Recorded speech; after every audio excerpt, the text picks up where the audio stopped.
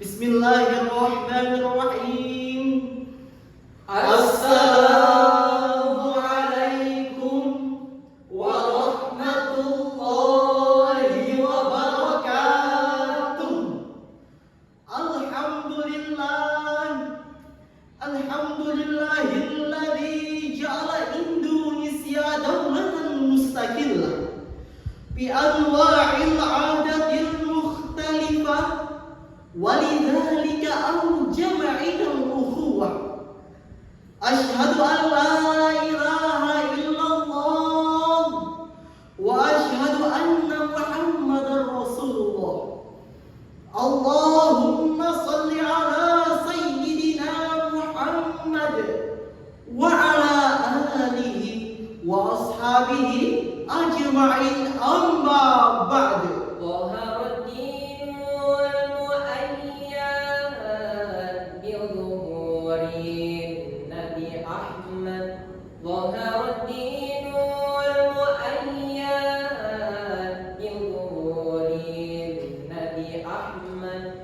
Ya Hanana Nabi Muhammad Dalikal fadlu minallah.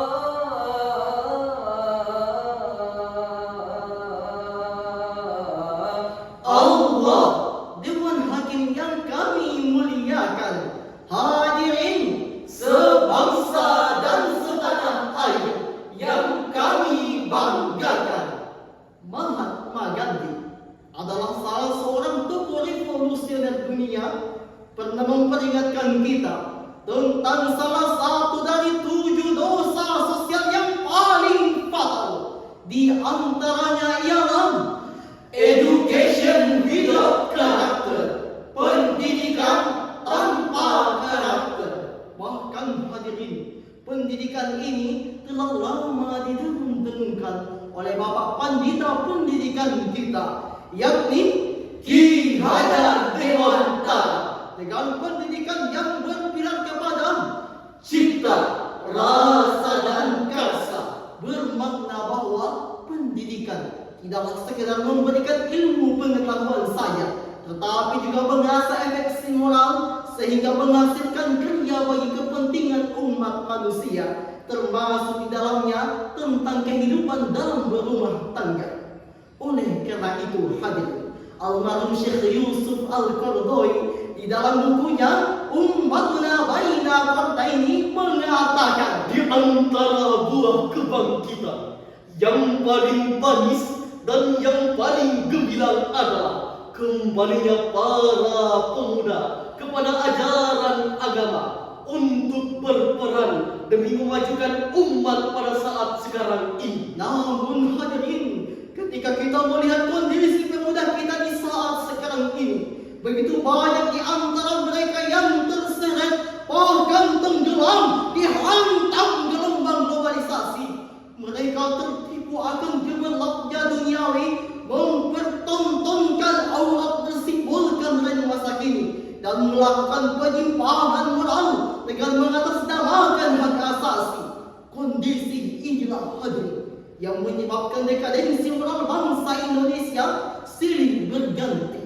Generasi muda harus segera disadarkan dari mimpi panjangnya agar segera menggali potensi diri dan menghiasinya dengan akhlakul karimah sehingga menjadi generasi yang kuat dan amanah. Oleh karena itu hadirin, untuk mewujudkan hal tersebut, tergugah hati kami untuk menyampaikan syarahan Al-Quran dengan judul Menanamkan Karakter Quran Terhadap Pemuda di Masa Kini. Dengan landasan Al-Quran, yakni Al-Quran Surah Al-Kahfi ayat 13 yang akan dibacakan oleh qari kita berikut ini.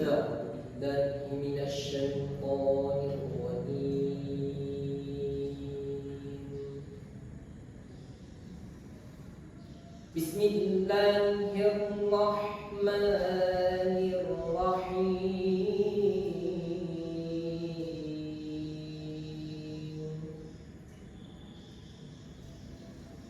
Nahnu naqussu 'alaika naba'ahum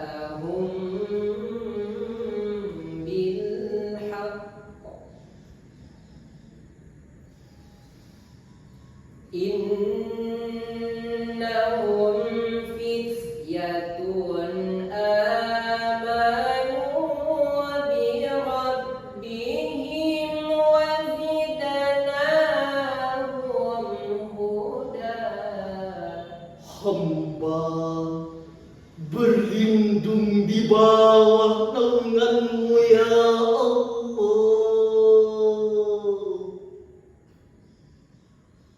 dari usikan setan yang terkutuk, dengan menyebut nama-Mu ya Allah, yang Maha Pengasih lagi Maha Penyayang.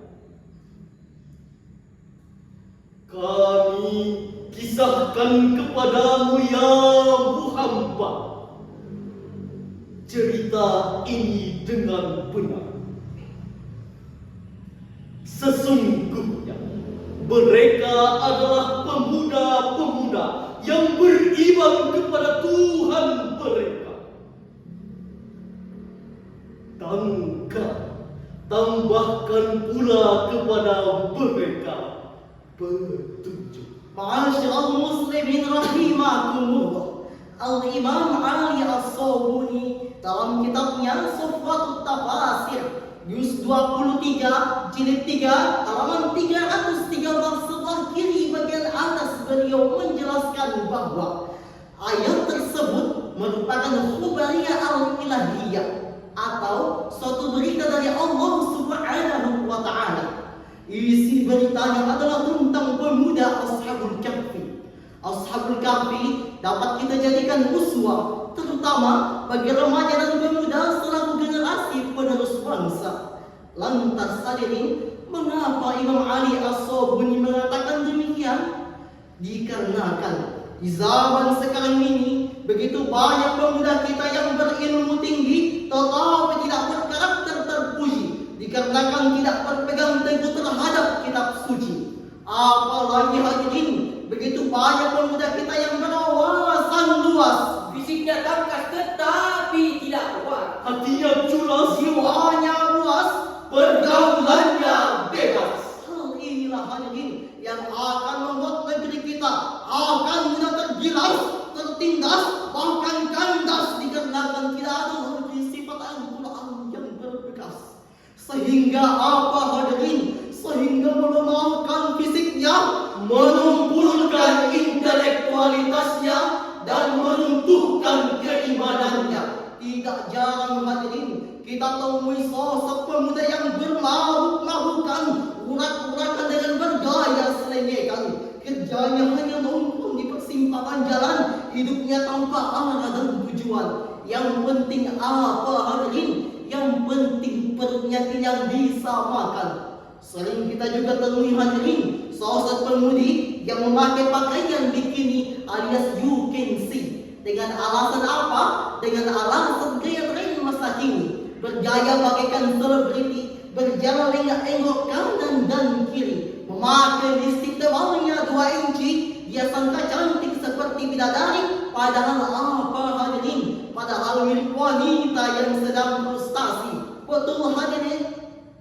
Oleh karena itu, mengingat betapa lemahnya generasi muda kita di zaman sekarang ini, mari kita bersama-sama mendengarkan lantunan kalam ilahi, yakni Al-Quran Suratun Nisa ayat 9 sebagai berikut.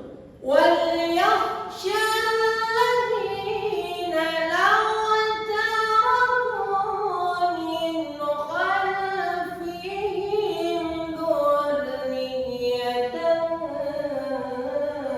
ضِعَافًا خَافُوا عَلَيْهِمْ فَلْيَتَّقُوا اللَّهَ وَلْيَقُولُوا قَوْلًا سَدِيدًا. فَلْيَتَّقُوا اللَّهَ وَلْيَقُولُوا قَوْلًا سَدِيدًا. صدق الله العظيم.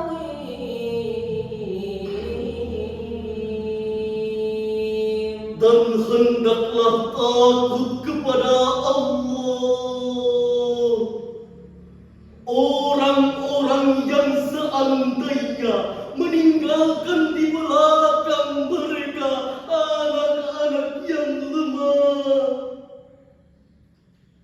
mereka khawatir terhadap kesejahteraan mereka.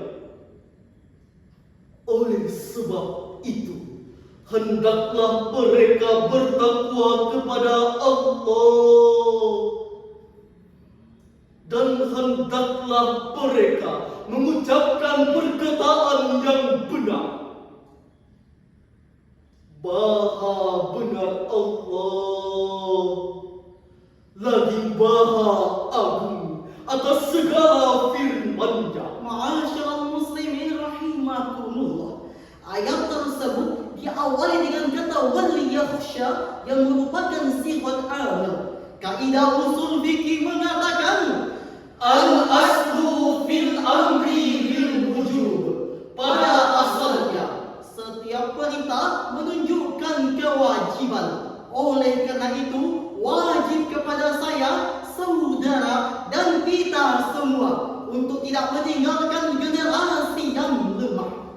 Oleh karena itu, hadirin, kami telah mengemas bagaimana keadaan negeri kita sekarang ini dalam satu lagu yang berjudul Indonesia Pusaka karya Ismail Marzuki berikut ini. Indonesia tanah air kita, Ibu Pertiwi menangis, putra putri negeri bersedih hati. Indonesia sejak Lara dan nestapa datang silih berganti. Keadaan tersebut diperparah dengan munculnya sederet musibah alam yang bertubi-tubi. Banjir menimpa negeri, kebakaran hutan sering terjadi. Bahkan sampai saat ini kita masih ditimpa wabah virus kebodohan yang menyerang seluruh lapisan masyarakat, termasuk bersama bumi pertiwi. Oleh karena itu, hadirin, tentunya kita tidak ingin dicap sebagai sampah masyarakat, apalagi sampah pembangunan, sebab kita adalah syubbanul yawm, rijalul ghad. Young today is the leader tomorrow. Pemimpin hari ini adalah pemuda hari ini. Oleh karena itu, hadirin, dari uraian tersebut dapat kita simpulkan bahwa di saat sekarang ini begitu banyak pemuda kita yang terjerumus ke dalam fata morgana duniawi. Oleh karena itu, hal yang pertama yang harus kita terapkan atau tanamkan dalam generasi muda kita yaitu iman. Karena iman inilah yang akan menuntun mereka yang ingin membedakan yang mana yang benar dan yang mana yang batil. Mudah-mudahan generasi muda kita dan bangsa kita tercinta ini menjadi bangsa yang baldatun, thayyibatun, wa